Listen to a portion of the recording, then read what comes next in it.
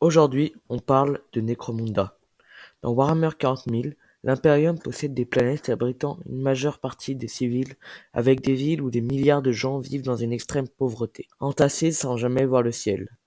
Necromunda fait partie de ces planètes. Dans ce jeu de Game Workshop, nous jouons un gang qui affronte d'autres gangs dans ce fameux monde ruche.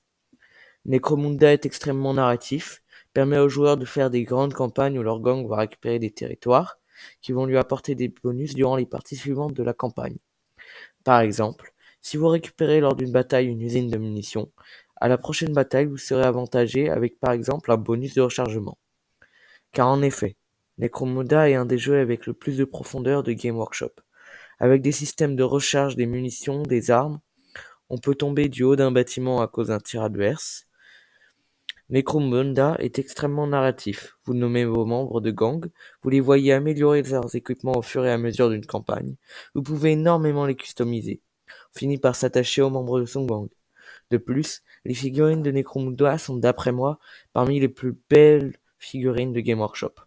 Vous pourrez jouer de nombreux gangs tels que le gang Van Savar, qui est un gang à la pointe de la technologie, le gang Escher, un gang constitué uniquement de femmes, qui utilise beaucoup d'armes chimiques qui empoisonnent les adversaires.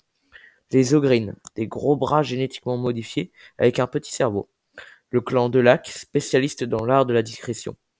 Pourrait jouer des cultes du chaos ou des cultes de Genestealer, et bien d'autres.